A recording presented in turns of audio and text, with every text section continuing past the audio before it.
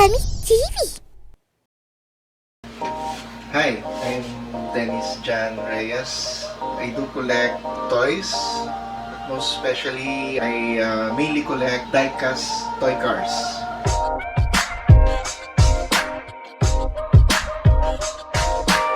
It ranges from the bigger one and up to the smaller one. Smallest is smaller than 1/64. Nag-umpisa ako to collect toy cars a little bit late, yung seriously na collecting cars.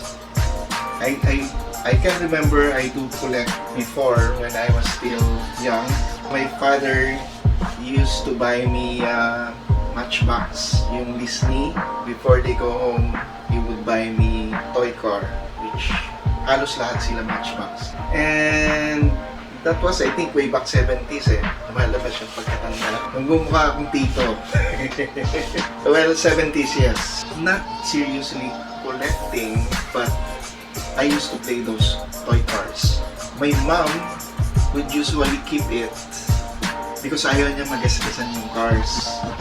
So, I would play it, but not like other kids na talagang ginagasgas yung Matchbox nila. And I kept most of them in pristine condition when we transferred from Manila. Unfortunately, we transferred to our new house. I put it in a small box, yung mga toy cars ko. And apparently or unfortunately nawala. Hindi ko na alam kung saan napunta. And they might put it sa bodega and then somebody took it. I don't know. But I lost everything, all of my listening collection, except for yung isang malaking car transporter, Super Kings. Later on, when I start working sa labas, every payday, we would order online. And yun, yung talagang tanungan, every payday, uy, add to cart na. So, what I did is, I start to buy sa eBay as far as I can remember to retrieve all those na Matchbox toy cars na nawala ko. So, one by one, nagbid ako sa eBay hanggang naipon ko lahat. So, I was able to retrieve every single one of it, most of it. And then, before I went home, finally, I was able to have all of them. That's when I started to join PDCC Bacolod, and there was a car show sa SMX, and the club was invited, and na timingan that I would be coming home from break. So I asked my wife and my kids to set up doon sa exhibit yung collections ko, which that time mga listening Matchbox pa lang. So, they were able to do it, thankfully. So, pagdating ko dito sa Bacolod, what I just did is to visit the place and arrange them. It was a small exhibit kasi I think I was the only one who represented the club kasi too late na sila. Yung organizers, too late na yata nag-send ng invitation. So, the club was not able to prepare. So, I was the only one from the club who exhibited for that event. That was my first experience na maka-exhibit ng collections ko. And so, I went back sa labas. So, I got the hang of it na mag-collect ng toy cars. Not only toy cars, diecast cars, but I started also collecting other diecast toys such as the Star Wars spaceships, X-Wing, TIE Fighters from Disney, but that's another story. So we're going to concentrate on toy cars. Nag-add ako ng other collections nung nakauwi na lang ako dito. I was influenced by Sir Lancer, Boss Lancer, and Boss Ricky and other members. Minsan lang naman ako mag-visit sa Hero Kami, which is owned by Boots. So we were asked to share our collection. So I think nag-exhibit ako yata ng dalawang Matchbox that time. So yun, after that I I got ang fit na mag-collect ng other models such as the Hot Wheels collection. Dahil kila Lancer at sa ibang members pa nung club, I started buying Hot Wheels. So unahan yun, usually pag may lumabas na bagong model, especially yung mga tinatawag nila ng JDMs, so nag-uunahan na kung sino makaunang bumili. So talaga mag-hunt ka. So after nun, I think I'm hearing about auto art already that time, but it's too expensive for me to buy one. Nung nakita ko online yung price ng auto art, masyadong mahal. But there was a time na nakita ko rin yung door to buy second hand from other collectors. Ang naka-influence sa akin si Boss Christian, na nagbenta siya sa akin ng auto art. And I was surprised na talagang yung pagka-detail ng model, sobrang parang realistic siya. He sold it to me very cheap. So when I bought it, I started searching sa Facebook kung sino yung mga other collectors. May nabilan din ako dito sa Bacolod. I was still working abroad back then, but all of my auto arts collections were bought locally. So what I did is every time na makakita ko online or sa Facebook na nagbebenta ng auto art, I would ask my wife or my brother in Manila to pick up the model. You don't call it a toy kasi sabi nga nila toys for the big boys. It's not really a toy. It's a model of the actual thing. Sobrang detailed niya. So nahook up ako doon. My brother also gave me he went to Dubai and sa Abu Dhabi nagpunta siya doon sa Ferrari World. He gave me I think it's a Burago, pero yung signature model nila, he bought me a Ferrari car. Pero nagulat ako pagka pala yung high-end na series nila, masyadong detailed din. So I also considered buying some of the other brands na hindi siya auto art. Yung ibang collectors kasi they sometimes considered other low-end brands na not worth it for collecting. Pero for me, as long as detailed siya and maganda yung pagkakagawa ng model, I would buy it, considering na syempre yung presyo. Okay, then I don't have such a huge collection of bigger cars, no? Number one, it's too expensive. I would buy only when there is an opportunity for me to get a cheaper one. Especially as I have said, there are other collectors na nagbebenta na mura for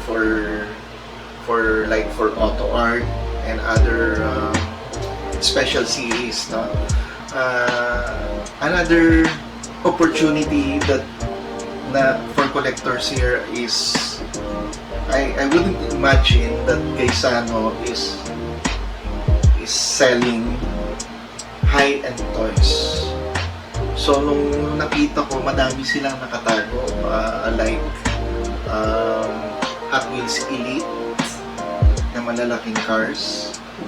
I bought a few of them from Gaisano. Yung isa was, I think it was Ferrari Testarossa. I think it was, they were selling it doon sa labas ng grocery. When I saw it, I bought it was only like 500 pesos, and I know it would cost more than 2,000 pesos to 3,000. So I immediately bought it, and then may nakapagbigay ng tip sa akin doon sa second floor. They would sometimes I don't know if it's intentional, I would find big toy cars, diecast, na nakatago somewhere doon sa toy section. So, minsan makakatsamba ka. I got a big 18 van, GMC van, na doon ko rin nakuha sa Gaisano. So, parang swertihan. So yun, doon nag-umpisa yung hilig ko sa collection ng toy cars. Lately, puro Hot Wheels na lang nabibili ko, no? And there are lots of things that you can do with your collections. You may collect an ordinary Hot Wheel cars, but from it you can also modify the cars. Kay Sir Mac, I've learned na-influence ako like changing the tires, changing the wheels. So makakabili ka online ng wheels pero minsan you can get other models like other toys na pwede mong iswap dun sa Hot Wheels so that the cars will look more realistic, or usually pag yung rubber tires more expensive siya, but you can buy a cheaper toys with rubber tires and swap them with your Hot Wheels. Medyo hindi siya ganun kahirap gawin, but hindi rin siya ganun kadali. So you should have patience also for you to do that. For tips for other collectors, sometimes it's not actually the cost ng collection mo that matters. Sometimes it's not the monetary value. Kasi minsan kasi there are collectors na they would collect for the value of their collection. Maski mahal kung pangit yung collection mo, for me it's not worth it unless ang pag-iisip ko is gawin mong investment yung collection. Why is that? It's not that bad, but if your passion is talagang collecting toys or toy cars, as long na happy ka dun sa toy mo or dun sa model, get it. Mura man siya, as long as you can afford, why not, di ba? Second tip, especially sa Hot Wheels, avoid maging scalpers. Yung bibili mo ng madami for the reason na walang mabilan yung iba.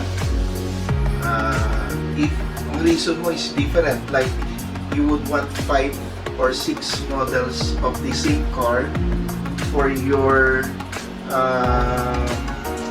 display, walang problema doon. Pero kung ang intention mo is ikaw lang ang magkaroon and you don't give chance for others to buy the same model, hindi maganda yun. It's not good for the group, for the collectors dito sa Bacolod. Lalo na we are in a small community. Konti lang yung nabibilang dito. So, pag inubusan mo, yung other collectors will get a chance to buy. So, yung hobby natin hindi lalaki. Because we are promoting this hobby, this collecting of Diecast cars to other collectors. Sabi nga ni Boss Lancer, dapat i-promote natin. So, by giving chance to others, bumili nung sought after cars. Kung nakakuha ka na, kung yun lang yung kailangan mo, isa, dalawa, hanggang doon na lang. So, give chance to others to buy the other extra na nasa display. Well, participate in exhibits. Ngayon pandemic, so we were not able to have another playground EX. Hopefully next year we'll have the PGX again, a bigger one hopefully, so we can PDCC and the Negrense toy collectors can be able to share their collections sa community. Well, yun lang. Stay safe. Hoping for the vaccine and continue collecting. Thank you.